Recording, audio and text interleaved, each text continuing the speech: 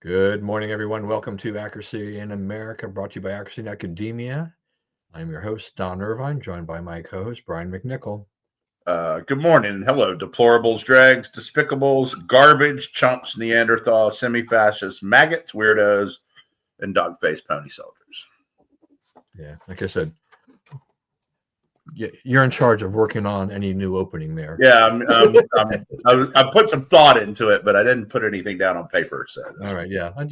I'm not in any hurry. It's just on your assignment board or whatever we're going to call it. It's like that time when Lisa got in trouble on The Simpsons, and Homer spanked Bart anyway. And Bart's like, "It's not me," and he's like, "Well, when the chips are down, you go with what you know." All right. See, now you're starting to sound like Dwight Patel, because Dwight has this podcast on Friday nights, and it's all over the map. I mean, I try to provide us, kind of a topic list and try to keep it somewhat on track. But Dwight's kind of, his knowledge base is all over the board, so everything comes out. So there's a lot of television reference, Simpsons, particularly Star Trek. He's big on Star Trek, so there's a lot of Star Trek in there. But yeah, now you mentioned Simpsons, and I'm thinking, like, this sounds like Dwight. You can just pull this thing right out of there. This is great. Spencer was like that too.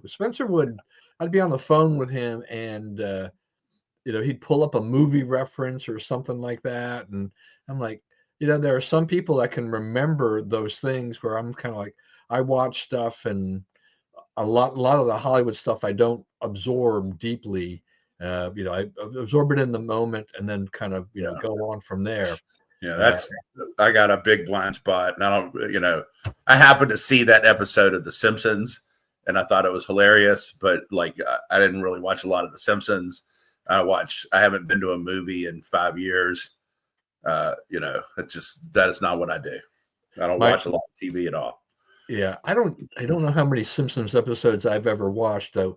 I did when I was traveling with a colleague. We had a little bit of time, so we went to see the Simpsons movie. Just talking how far back this was. Yeah. So that was about it, and I don't really remember much about that movie at all. Yeah. But I give credit for the fact that it is such a long running show. It's amazing. Yeah.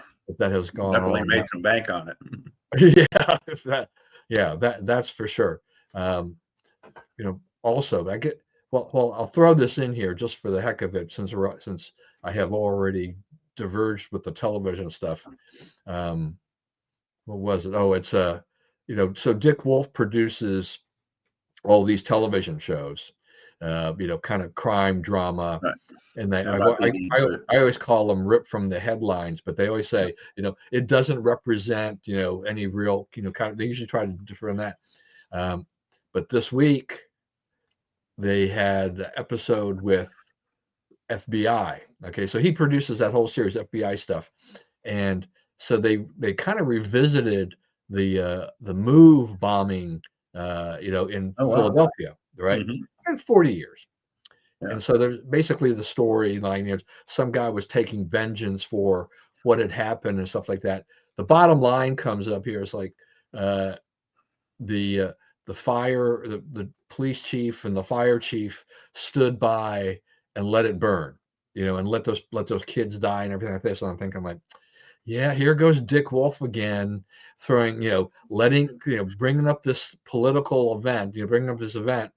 And I mean, it was all, and they mentioned, it was about MOVE. I mean, they mentioned MOVE and as the reason why this guy went on a rampage, because his childhood home had burned, and so he was seeking revenge and all this kind of stuff. And I'm like,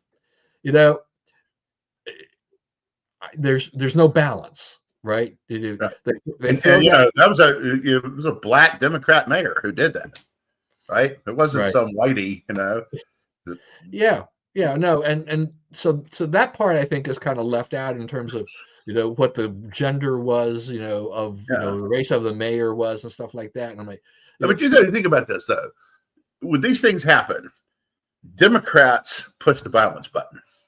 We try to manage it without anybody getting hurt, no matter how mad they are and how mad they stay, right?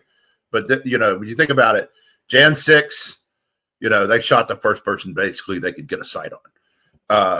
The summer of 2020 riots, people burning down half of Washington, half the city boarded up to keep the marauding gangs from taking their stuff, burning down half of Minneapolis, locking those guys in the federal courthouse in Boston, Portland, right? They had like 40 cops and a bunch of federal employees locked in the Mark Hatfield building in downtown Portland. And they chained it all up so they couldn't get out, and then they set it on fire. But they got out. They didn't die and all that. But I mean, that is dozens of counts of attempted murder of police officers, right? Nobody, one guy got 5 years or something, and somebody else got 15 months, and the rest of them, most of them, they weren't charged at all, right? So, but we didn't shoot them. Nobody got shot. Summer love.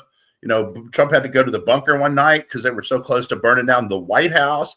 Nobody got shot. Nobody got, not many people even went to jail for that, right? So that's when people look at these prosecutorial standards, right? And they're like, oh, that has never come out fair for us, right? And it's like, that's, part of like, that's why, I have zero objection to whoever Trump wants to let out on the Jan 6 stuff. I don't care what they do. Right? Outdoor you go. He commuted some that he said he couldn't pardon. Okay, that's fine. Right? And then then this judge, I don't know if you saw this, but Judge Mehta down at DC Prettyman building downtown, he was telling these guys, well, you can't come to Washington, you can't do this, you can't do that. They're like, someone needs to go explain to Judge Mehta that they're commuted. They don't owe you the time of freaking day anymore. So someone did, and the judge, founded on his, further research that he needed to stop what he was doing. So, the justice clock, the pendulum of justice is swinging back the right way, but it's not there yet. Not by a long shot. Yeah. Well, I just want to. Yep. I mean, the program in question here with this whole FBI thing was, there was a little bit of discussion among the agents about, who may have been responsible and things like that, but it was really very small in comparison to kind of like, why this person was taking revenge. The young children that were killed in that event. It was Dick Wolf's kind of traditional, distortion of the facts. Right. To present that, so of course. There's another thing though too, like they take the kids, right? They got their kids all with them, right? So if you go, you're a bunch of these people with their kids, it's like, don't crime with your kids, right? It's like, and I guess the ICE guy had the perfect answer to this. AOC started grilling him about separating families. He said, if I arrest a domestic abuse person, I separate them from their families. If I arrest a DUI, I don't take the 5-year-old to jail. He goes home with mom. I take dad to jail. He's the one who did it. I separated that family. So she was like, like the look on her face when she realized she had been just drubbed was hilarious. Yeah. No, it's here we are. What is it? 9 days into the administration, I guess, technically. What a whirlwind we have seen, on Trump 2.0. This administration has gone full bore, with a lot of things, and some of the things that are going on out there, I do kind of think it's like you throw spaghetti up against the wall and then see what happens with it. And that's the way it goes. And while you focus on other things, the Trump administration is throwing so many things out there. I don't really think the liberals know what they should be focusing in on, to get where they're with their moral outrage. And it's like, oh, we're going to do this. So they're kind of just being totally kind of thrown off kilter in a lot of these things. I thought it was interesting. So, that's kind of my thought. Whereas Nicole Wallace thinks that, for example, this whole deal about the federal grants to all these organizations and things like that is a huge mistake on the part of the Trump administration. It has taken the Democrats who were flat on the back and given them a reason, to giving them new life. And I'm like, I don't see that. Yeah. That's right. That's right. Yeah. Took everybody off of death row. Also, preemptively pardoned the entire J6 committee because he knew that was not on the up and up, and his entire family, right, before they'd even been charged. So, for anybody to say Trump abused the pardon power but not Biden is ridiculous. Yeah, wasn't there a story too that they really weren't vetting these people, and they've signed off on some people they really hadn't intended to sign off on, right? It just so it just I don't know. They don't care. Kind of calling into competence once again of Biden. Nobody's really double checking anything, the administration, and they just put a bunch of names before him and he signs off on it, and never like, oh, well. Speaking of that, so what was it Mike Johnson said? Oh, turning off LNG sales, right? Biden signed an executive order 6-8 months ago. No more LNG sales. Okay. So Mike Johnson goes to talk to him about it. And he's like, well, like, this is really bad. This really hurts people. Well, I didn't turn off LNG sales. Well, yeah, you did. Like, people all over Louisiana are calling me and saying, what the heck, right? And it's no, all I did was sign something to study that. So what that tells you is, they lied to Biden about what the thing said, right? I mean, he can claim he was acting in good faith because, okay, study it. No one would have objected to them studying it, right? Just study your heart's content. But the idea that, they got him to sign something that consequential to, not just the energy industry and the price of energy around the world, but, geopolitical, right? Because since we didn't sell LNG, Russia did. Russia was able to rebuild all its treasury because, we went out of there. We weren't the competitor anymore. We said, we're not going to compete with you. We're going to let Europe get its gas from you instead of us. So, just completely stupid thing to do. And, done by subterfuge. So done by putting something under the president's nose that, you obviously, he was senile and not able to tell what was going on. And he just scribbled his name on it and went away. That's what happened in America the last 4 years. Yeah. I mean, this kind of thing really calls into question about, what has been happening over the last 4 years as Biden has started to show significant decline, that whether or not the aides and other people that are pushing their agenda, that's like, oh, look, we know, because we know that they knew, right? We know that a lot of people knew about this. It's like, we can sneak a few things in here. We'll tell him one thing and just say, sign here. And this is what it says. And he'll go, okay. And next thing you know, you get, just like what you said, you get kind of a ban on LNG sales versus a study on LNG sales. Right. So how many things that were given to him under those false pretenses, where I don't know that Joe knows how many of those things didn't go the way that he thought it would go. In that sense, that he thought he was doing one thing and got the other. I don't know. Do we get a Joe Biden memoir of what he can recall? Does Dr. Jill write it? Right. The books about this administration are going to be fascinating, though, because they did know they were covering up. The bunny thing told you that was 3 years ago, right? Yeah. Do you remember the bunny? Right. The Easter, he was going, no, don't talk to this guy, right? I mean, it's like, can you see someone doing that to Trump? I mean, what would Trump do? Punch him? I don't know. The bunny would be in trouble. Get out of my way. And that'd be a great photo thing. It was like Trump just decking the bunny. The bunny going, ooh. Yeah. So, but I mean, we've gone from a bunny telling him who can talk to. And remember, all interviews, all press conferences or anything where he was in a situation, right? He had a card with the question, the answer, and the person in the media, right? No one's handing Trump cards with things to say, right?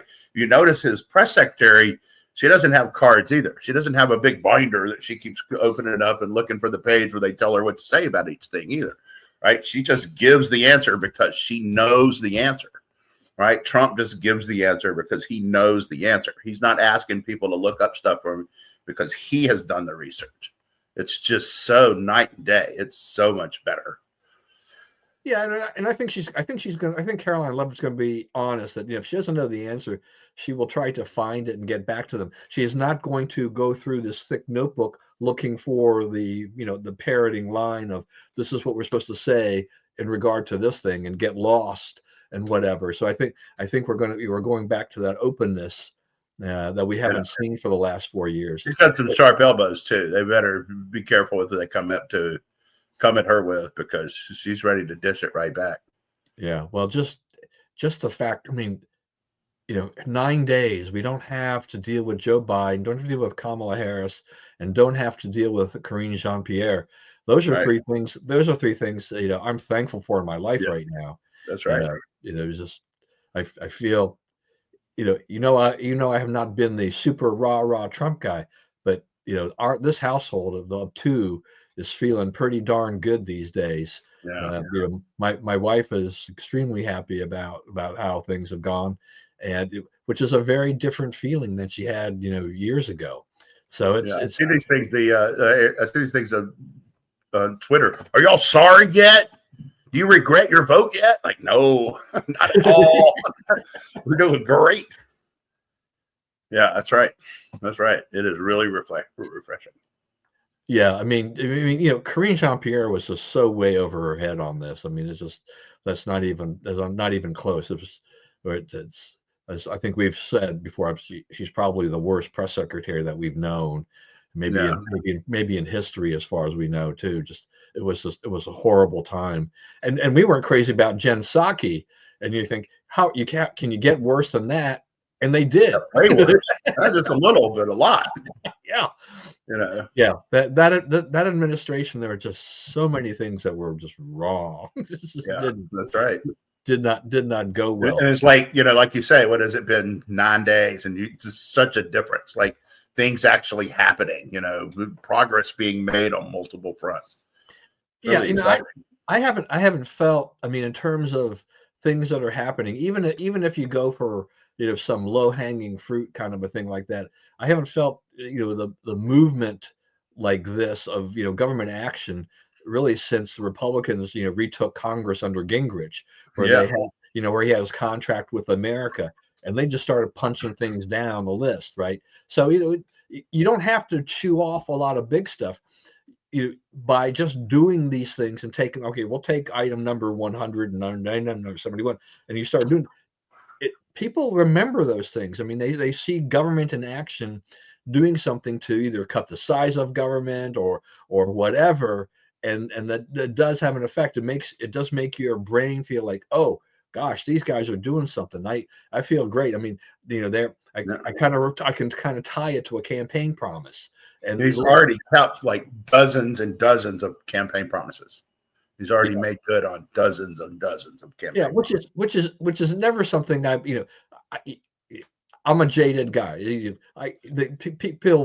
Politicians make lots of campaign promises. I'm like, okay, let's see what you can really accomplish, because a lot of stuff is is usually a reach. Some things are potentially doable, but everything has to kind of fit in place. And when you're the president of the United States, you can make things happen, but there's still legal ramifications on some things, and you still have procedures that you got to follow on some things. Executive orders have got people their heads spinning. The liberals can't figure this out, as to what's going on here. Yeah. I got to give Bob credit. He loves his little nicknames for all our people. Does a good job with it. Yes, that's one thing that goes right in academia is Bob. That's right. He's giving us a new perspective on things. So yeah, it's like it's good riddance.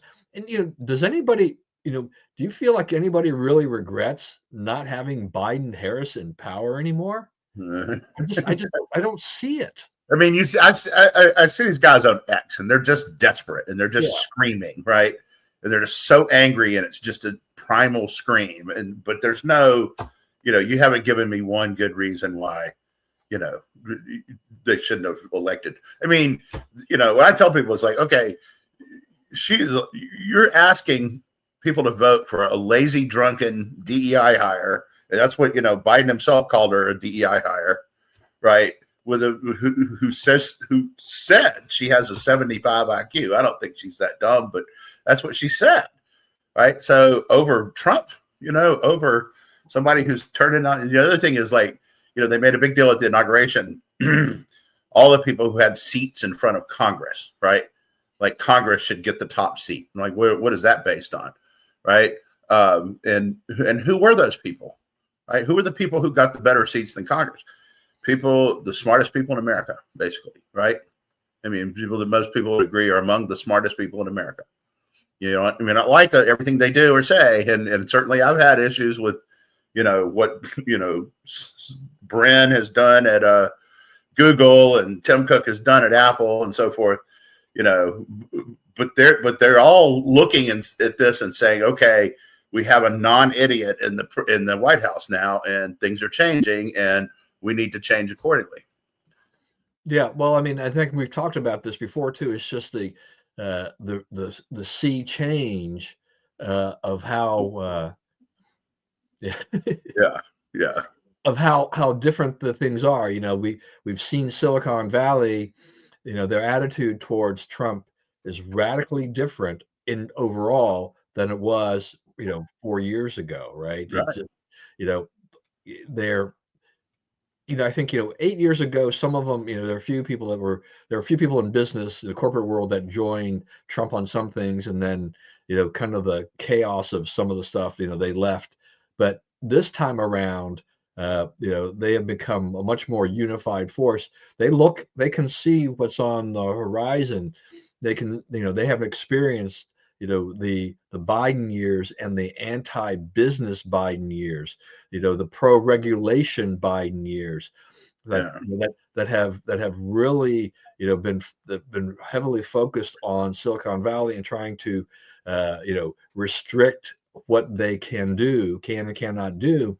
And Trump comes in there talking about lots of other things, and we're expecting a lot more freedom, much more the open market, free market kind of system to return. Lena Khan is gone. All the obstacles to mergers and acquisitions and other things, to Bitcoin. Gary Gensler, goodbye at the SEC. I don't, I'm not a crypto guy, but hey, if you want to invest in crypto, fine, and it's up to you.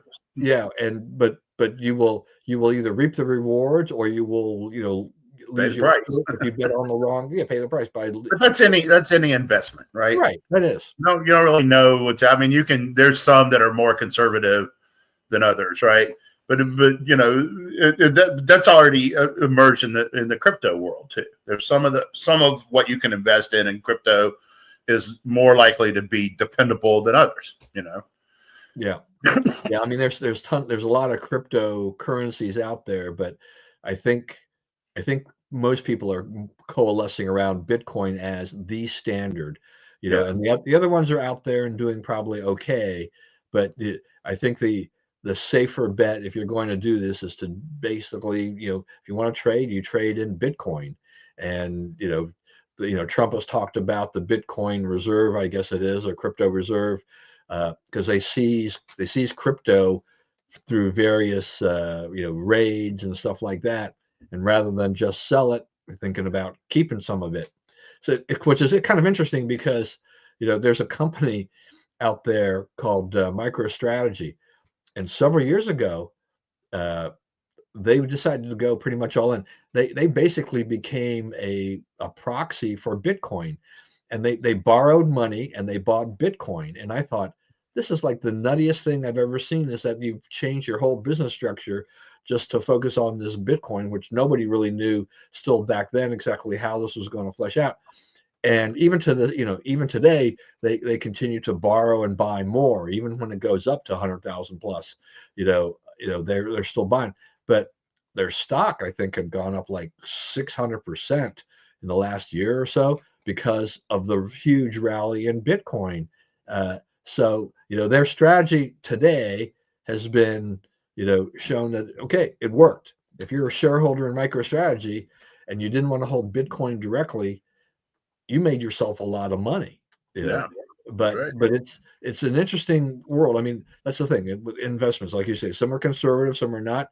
Every investment has its risk, and you just take that. You make that choice as to whether or not you want to take the risky asset or not, and whatnot. But as you said, all those people, the smartest people, in the room, in America, yeah. I mean, Trump has developed really a huge brain trust now with all Yeah, these people. that's right.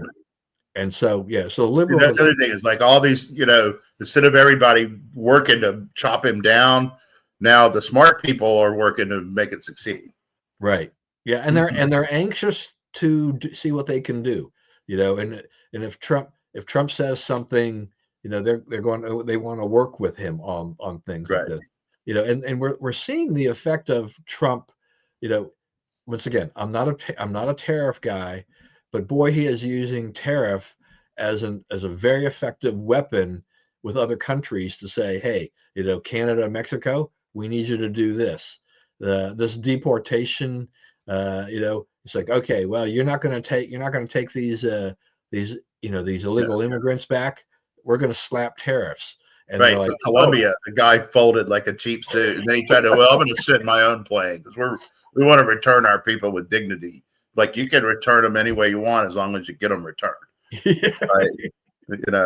So, like the left, it's like, oh, he showed Trump. No, he took the people Trump was sending that he had refused to send, that he had refused to take. So no, it's not a victory for him. It was a victory for Trump. I meant to do the math beforehand because I saw a report. I don't know if you saw this, that I think they want to go. I think they want to have. They're over 1,000 a day. I think even up to maybe 1,500, right? But Trump wants to get that up to 1,875. So if they go to this next number of 1875, that's about 685,000 illegal immigrants being taken out of this country.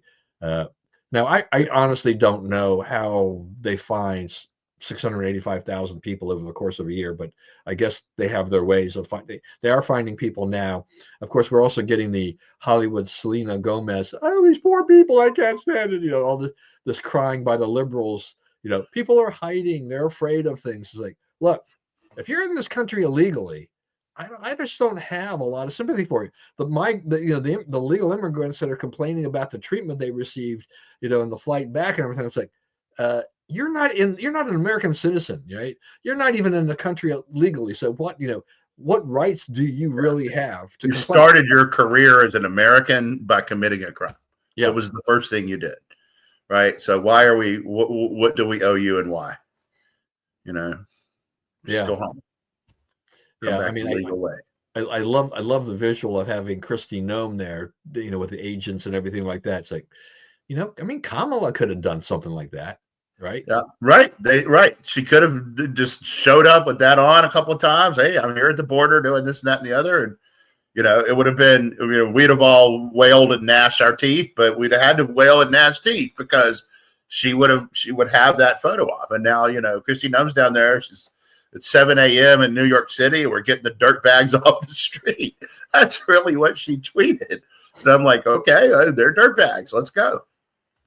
Yeah. So how do you think this is going to play out? I mean, right now, I mean, they're all, the ICE agents are doing all kinds of things. On something I saw a report just this morning, on that I had through my email alert through Nextdoor that I think they arrested a whole 12 people in Montgomery County. But I'm like, whoa, they came into Montgomery County. This is like, Yeah. okay, this is I'm happy. And the funny thing to me was that I decided to take a quick look at the comments that people were making after this person posted the story, and most of them, if not all, I mean, they're extremely supportive of this action. For which you have your person's like, who are you? You're a bunch of racists and everything. I was like, look, a lot of the other people were, they were just like, look, they're taking jobs.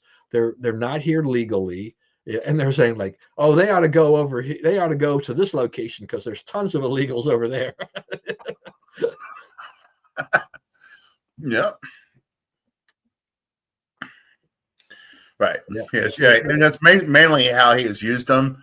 And until World War II, we've financed most of our government with tariffs. What happened in World War II was, at the end of the war, we were so far ahead of everyone economically. We had intact factories. We were churning out, Jeeps that we could convert to car factories, and we could churn out materials for housing and all this kind of stuff. And so, we dominated the world economically. That's why we enacted the Marshall Plan, rebuilt Europe, so forth. And so we decided, okay, we need to not be asking these flat on their back countries to pay for our government anymore, right? For a little while, we need to pay for it ourselves. Okay, well, that was 1945, 1948, right? Now we're in 2024. That decision, the grounds on which that 2025, I'm sorry, the grounds on which that decision are made aren't there anymore, right? Those countries are capable of taking care of themselves now, and they can pay our tariffs. And I think Trump's move is to get the tax-paying obligation, the obligation of generating revenue for the government off the people's back to the extent possible. And I'm all for that. Yeah, and I don't think that I think as we watch how Trump has been using these things, using tariffs, is that I don't think all conservatives are now thinking that tariffs are a bad thing. Trump has, I think, as Bob has said, he's been using it as an effective negotiating tool. Right. My friend Bill Walton, the financier, not the basketball player, told me that he's like, this is where this is going, right? Long ago, and it's like he was right.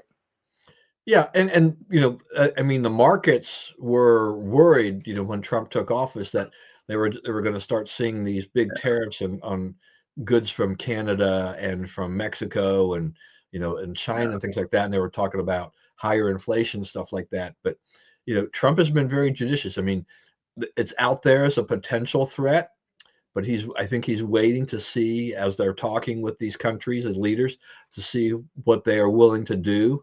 And if they come around to his way of thinking, then it'll be like, okay, then they will put little or no tariffs on the goods, at that point. Right. So he also had Kevin Hassett on, who was the chief economic advisor of the president in the last half of the first term, and he's been named to do that this term.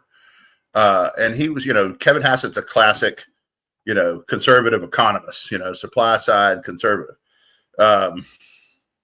Yeah, there you go. That's a neat take. Yeah. But he said, I didn't believe in tariffs either, right? I've been educated in the, Art Laffer school and so forth. And, but Trump convinced me that this could work for not only as a negotiating ploy, but as a revenue raiser. So. Yeah, no, I mean, Trump has completely changed my mind on tariffs. I mean, I think if we went back through the archives of this program, I was not a very happy camper, about this going back. But it's a different world, and Trump has used these in a different manner. This is not slapdash. This is thought out of exactly. How can we do this? So it's right. And what's the whole thing that's going on now? It looks like a blitzkrieg, right? It looks like they're just firing things out the door. But they had a plan on how they were going to do this, right? They had a plan for how to start, and they're just carrying out the plan. Yeah, yeah. So I remember last week was it Kristen that brought up the migrants or the illegal immigrants in Houston? Yeah, the colony. Yeah, the colony. Do we know of anything else like that anywhere in America? I don't know of anything like that, but that thing is unbelievable. Like I got some more. There's 100,000 people there, 115,000 people, and they're on this land that's like north of Houston, 20, 30 miles. and they govern themselves. And it's a wild, wild west. Nobody goes in there and enforces any laws. And there's just this thing, and it's where illegals can go and hang out and not be harassed. So, I mean, what's the situation, like in Shreveport or where Bob is in terms of, illegals? Is that a big issue down there? Parts of Louisiana, like where my dad's from, he's from Glenmora, which is kind of in the middle of the state. So, yeah, there he is. Jill is in Deer Park, Texas, in the Houston area. And happy birthday to Jill, by the way. It's her birthday today. Happy birthday, Jill. And what were we talking about? Oh, Louisiana. So in the middle of the state, there's under Louisiana is a huge underwater river, right? Huge aquifer, right? And that part of the state, it's real accessible. Like we have a place, our family has a place where there's a spring-fed creek that runs through it, and that creek is bone-chilling cold, even in the hottest parts of the summer, right? It's like cold. You got to talk yourself into getting into it cold, right? But they have all this water. So since they have, that's right. They have all this water there. And so they have nurseries, they grow an enormous amount of flowers and plants and stuff there. And so there's a lot of migrants there. I don't know, their legal status, obviously, but so much so that the priest of the Catholic Church there in Glenmora, it had been Indians. They bring in priests from India for smaller parishes like that, but it's not anymore. It's an Hispanic guy who's organizing that community within the church. So it's big enough that like they've changed how they're doing their churches and so forth to accommodate. New Orleans area obviously has a lot of. New Orleans has always been a center for migrants from everywhere in the world. And it's kind of the health center of Central America. If you really get sick, you go to New Orleans. But it's not, it's not a huge, I mean, there's some, but it's not a huge thing there. Yeah. So, I mean, correct me if I'm wrong. I mean, there are a lot of Catholic churches are open, that people can come in and pray and do things, most a good part of the day. I don't know how. Usually not locked. Correct. Yeah, right. So they also a lot of them, depending upon the city, serve as refuge, for a lot of illegals and things like that. I mean, what's your take or your opinion on, how Trump is saying basically schools and churches are not off limits anymore, for action. You're looking for bad guys, right? And it's like we don't Israel has to go into hospitals and whatever and find the bad guys of Hamas, right? So the bad guys have a bad habit of having their kids all around them and hiding in strategic places, so you won't mess with them, and it'll bring moral authority against them and all this kind of stuff, right? But I mean, if that's where the bad guys choose to locate, then that's where you have to go. Yeah, you don't have a problem of, I mean, because there's all that backlash from liberals about, oh, you can't do that. They thought they had protected areas, but just it's bothered me for a long time that some churches, and I don't think it's not just the Catholics, I think, have become sanctuary cities and all of themselves, and have basically had illegals living in some of these places for years, right? Where the immigration can't touch them. It's about time to kind of turn the tables, I think, a little bit. I don't have look, I think if they're illegal aliens and they're in school, if the ICE agents aren't, if they're not, they're not planning on busting in there with guns blazing or whatever. I think there's a procedure probably in place to identify who is not a legal resident of the United States, and then to somehow remove them from the classroom as they go down there. But that's not, those kids are not at the top of their priority list. I mean, they're not going there for kids, right? Like they're going there for adults who are hiding in the schools. Are you for adult fugitives, right? People on the run from law enforcement hiding in your kid's elementary school? I'm not. I wouldn't be for that, right? So we saying some of these illegals have now wound up with teaching positions or aid Or the positions? teaching positions or janitor positions or whatever, or just hanging out, right? Just being kept at the school, right? That's what some of the ones in Chicago, they're just sort of hanging in empty classrooms and so forth, right? Okay. That's a terribly unsafe environment, in a school system that's, had enough black eyes without it. This is not about busting kids. This is about busting bad guys. That's right. Yeah, and I think that some of the immigrant community, the ones that are here legally, are also kind of like, yeah, we would love to see the United States remove these criminal elements. These are the type of people that we left our country for. We were escaping, were Right. people who were committing violence, people who were cartel affiliated and things like that, and are basically recreating, cartel type of behavior in the United States. Right.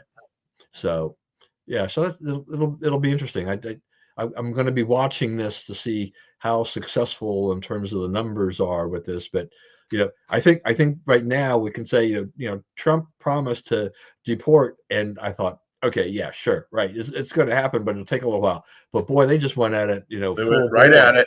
And the trick to this will be to know when to stop or when to slow it down to a level that you can keep at constantly, right? I mean, right now it's a surge, right? But there'll be a time when it's, we do about the same amount every month, right? Or whatever. Right. We're finding. Yeah, I mean, they can't just take the number and see the numbers keep going. At some point in time, they will have a leveling off and say, this is the number we can actually reasonably handle, with the personnel we have, with the budget we have and everything like this, and just do it that way. I guess Mayor Adams probably is happy that some of this is happening, because he has not been a happy camper with all this immigration stuff. That's right. And he's not the only one. There's a lot of guys, and because it's a hard political issue for the Democrats in these big cities, because you depend on, for instance, the black community to vote for you, right? But you're giving benefits they're used to getting to people who don't even belong here, right? Or in the country illegally. So I mean, they're in a box, and then like Trump coming along and being the bad guy for them and taking all those guys out is a huge plus for them. And they won't say it publicly, but they know it. Even though I think Kristen was saying last week that Governor Abbott was kind of useless with the Houston problem, the camp there.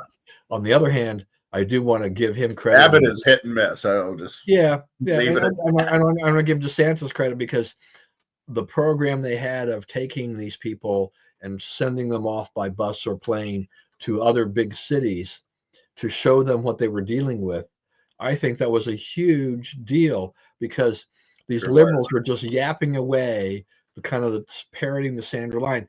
And then they had to face the reality of what Texas has faced and Florida has faced.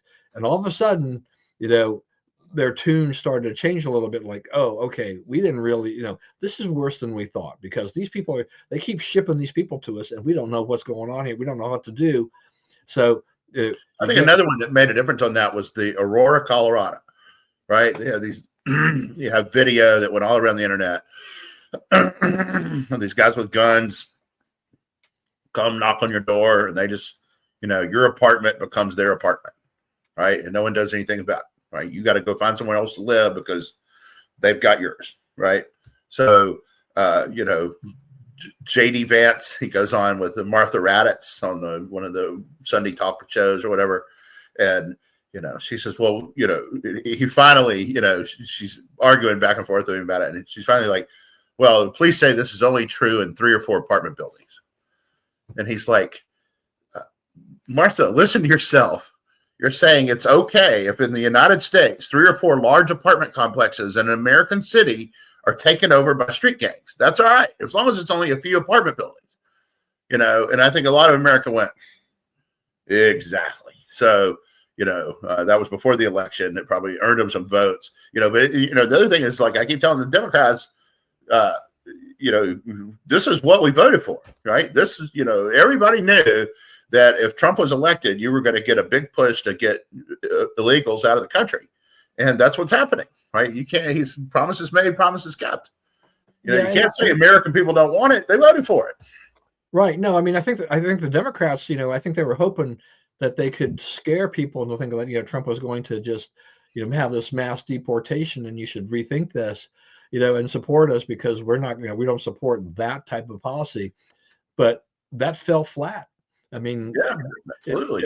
It went the other way. And, there, except for this liberal, leftist base, you don't really, in some people in media, you really don't see a lot of pushback on this because he put it out there. It's not a surprise. Trump, they had laid this out there saying that, if you're in this country illegally, we are going to use our resources and we're going to find you, especially if you've committed a crime, and you're going to leave this country, and we're going to put you on a plane and take you out, and we may have to put you in shackles or whatever, but you're gone. And he's doing that. So, and I have no sympathy for those people that have entered this country illegally, particularly those that have committed crimes in their native countries, and especially for those that have committed crimes in our country. Right. So that's that for that. So I thought it was interesting, shrinking the size of government. Trump is also trying to take an axe to that. He's got Elon Musk, he's got the whole Doge commission and things like this, but he's done a very corporate thing by saying, well, we're going to offer buyouts to some government employees with some severance. And I thought, wow, okay. I didn't think we'd ever do something like that, but he's offered that big carrot out there to say, maybe you could take this, you can take your government pension, take this buyout, and we can start shrinking the size of government to get people out that may be harder to get to leave and fire otherwise, but are also doing jobs that really don't need to be done anymore or whatever, because the government has there's two things going on there. One is it's like it's what they tell everybody to come back to work, right? You got to come work inside. Yeah, that's right. That's right. You got to cut your returns made, promises kept. You got to come back to the office. You got to come back to the office, which I think is not really good policy. That ship has sailed. He also wants to disperse a lot of, sell a lot of the federal office space, right? So you're going to make them all come back, and you're going to sell off their offices, right? Then you got to get rid of some of them, right? Some of them got to go. Also, Trump is convinced, and I don't think he's really wrong about this, that the more bureaucrats he allows to stay in office or stay in their place of employment, the more people are going to be trying to undermine from within the directives of his administration, right? So he is trying to get a government that, like, when he gives an order, they enthusiastically try to carry it out, right? As opposed to last time when they enthusiastically tried to undermine it. So, the left is going to have to get used to that. He's using prerogatives of power that they could have used. If the left doesn't do this stuff because largely they don't have to, right? The people embedded in government, they're not screwing over Biden and implementing conservative policies behind his back, right? But they will screw over Trump and implement liberal policies behind his back, right? So, this is something we have to police up that they don't. So they don't recognize why we're doing it. And they think, oh, he just wants everybody to be loyal. Yeah, everybody should be loyal who's working for Trump. Everybody who's in the federal government, because Trump is president, should be trying to push Trump's agenda, people or policy. As going all the way back to Clinton, presidents have said. So, I think that they're right to do that. I think they're right to try to get some buyouts. I don't know. There's some question about whether you're going to need legislation to do that. I'm not sure you do. I'd have to look more into like where the law stands on that. Maybe there's somebody out there who studies that aspect of stuff a little more closely. But you're going to have to get rid of some workers, and I could see a lot of people saying in the federal government saying this, I get 8 months of pay. If I can come up with a job in 4 months, I got 4 months of free. I got a big stack I can do something with, and people can start new businesses. That's a lot of money. That's a lot of backstop for you to find your way and get your feet under you and get your business profitable. That's a long time. 8 months is a long time.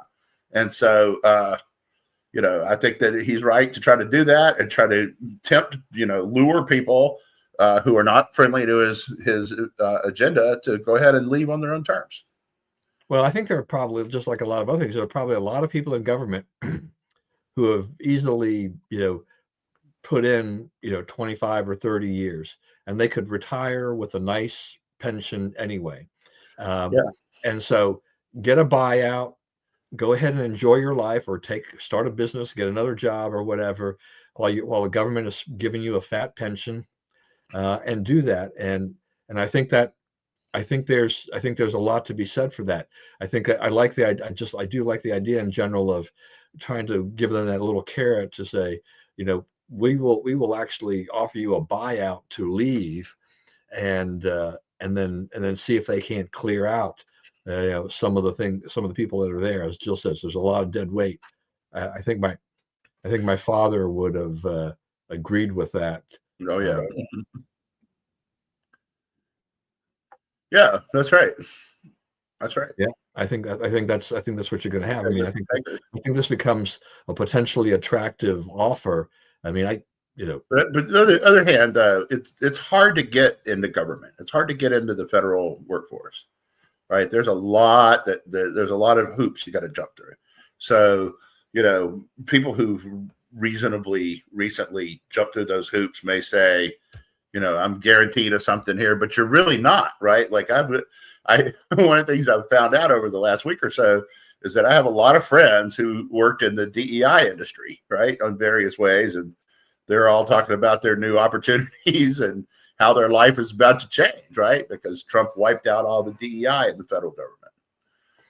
Yeah. So yeah, I think we're just in a different world, and when it comes to people being loyal to carry out his agenda, I think this is where, once again, where Trump learned after the first term. He was talking about drain the swamp, and he really didn't completely drain it. I mean, he got convinced otherwise to not really do something like this, and by being much more bold with this, his agenda has a better chance of success this time around. I mean, Joe Biden grew the size of government. Big surprise. We need, there's no reason except that Democrats, they love big government. They love spending. They love big government. They love taxes. Trump, they want to do it all that way. They want, it's not just that. It's that, if we're going to have change, it has to be affected through big government, right? And we're going to solve the economic problem. It has to be done by big government. Yeah, that's right. And now it's you're about to see how quickly it will be uningrained too. I would say on the DEI. I think that I told somebody this morning, one of the reasons Trump did this early, the DEI thing early, is because 4 years from now, even if JD Vance doesn't win the election, which seems highly unlikely at this point, things could change.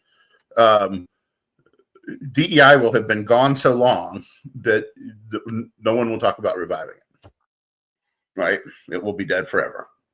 Yeah, I mean, the only thing that we have to watch out for is just to make sure that someone doesn't try to take DEI and reclassify it, just rename it as something else, right? Yeah, there's some of that going on. That's happening in academia.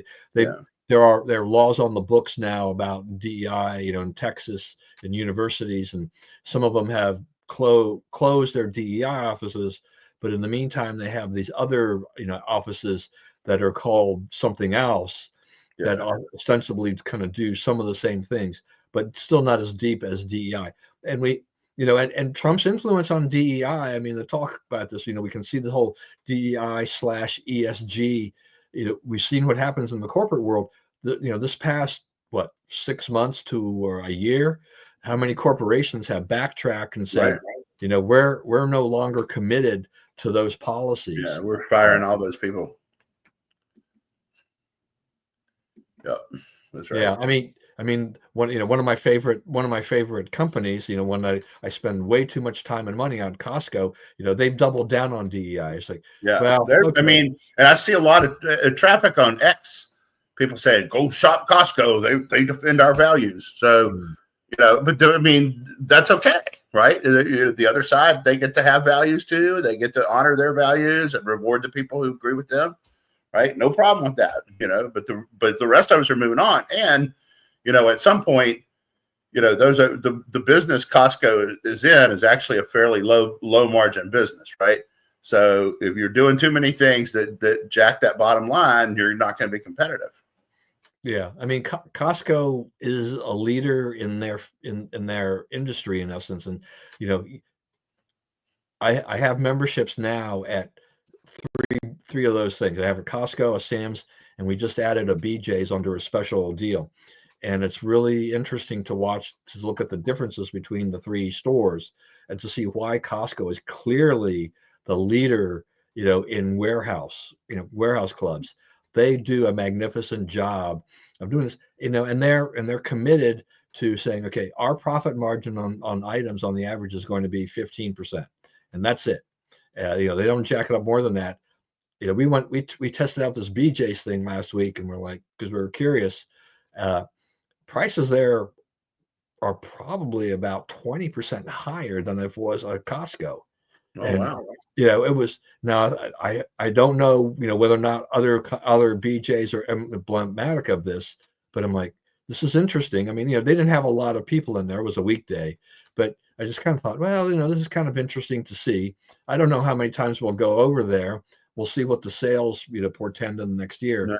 But I wouldn't renew my membership based on that one experience at this point, because I just I don't see why how they're getting to pay so much more per item. But if you don't have any other warehouse club to go to, I guess that's it. But from the BJ's, I mean, I think you go 5 miles down the road and you can go to a Costco. Now, one of the differences too is that Costco is got a gazillion people in there a lot most of the time. Right. The BJ's was like, there was hardly anybody in there. Oh, wow. So, but they've survived. They have, I guess, their space that they competed and whatever. So yeah, I know. They can have a policy. That's not gonna really affect me. They have stuff I need and I want at the price I want. I'm still there, and they know that. That's why they have 90. That's why they have something. Most consumers don't judge on that kind of stuff. Yeah, no, they don't. They're free to do it. That's right, exactly. All right.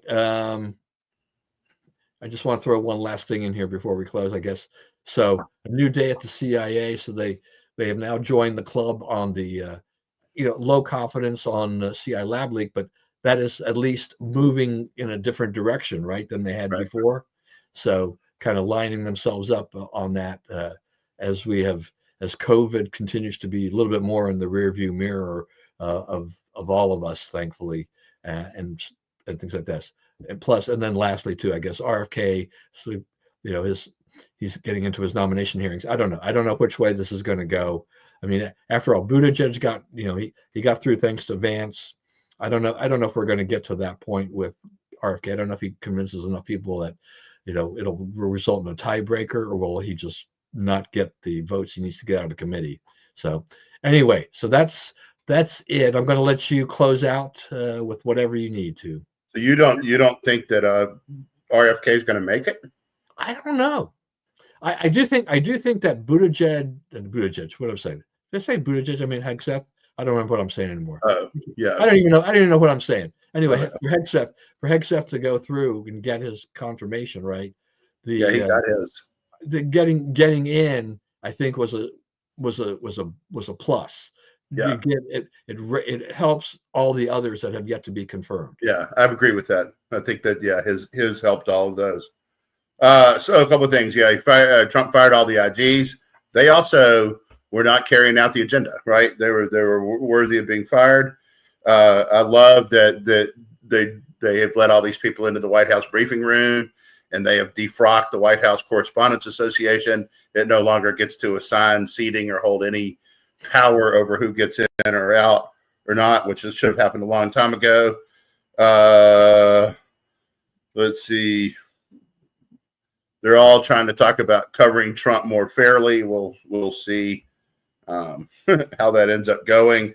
And I would like to close by saying that I am extremely happy that Billy Wagner got into the Hall of Fame, Baseball Hall of Fame. He was an Astro, but he was also a Met. He played the Braves and a few other teams at the end of his career.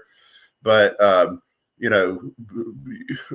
yes, he was a relief pitcher, and he wasn't always successful. I remember one time we went to a series in Pittsburgh, and on the Saturday night, he gave up a grand slam to lose the game to Brian Giles. And I remember we went out there early the next day, and Brian Giles was shagging flies in the outfield, and Billy Wagner was just across the fence. And Billy Wagner was drilling Brian Giles the whole time. And Brian Giles, he could barely catch the ball. He was laughing so hard at Billy ragging him. But Billy's a Virginia guy. He's from Tannersville, way down in Southwest Virginia. He also is the all-time major league leader in strikeouts per 9 innings and batting average against. And whatever pitcher holds both of those stats belongs in the Hall of Fame. I think we should all agree. Yeah, I think it's a pretty good class. Still want to know who didn't vote for Suzuki, but hey, whatever. Yeah, that's that's the other thing. Just if the guy deserves to be in, your criteria is put him in, right? Yeah. It's just, does he deserve to be in? It's not we can't have anybody with a unanimous vote. I mean, that guy, he deserves a unanimous vote. Yeah, it's I don't know. Anyway, all right, everyone. Thank you again for joining us today. I hope you enjoyed it. Please, as always, stay safe and stay well.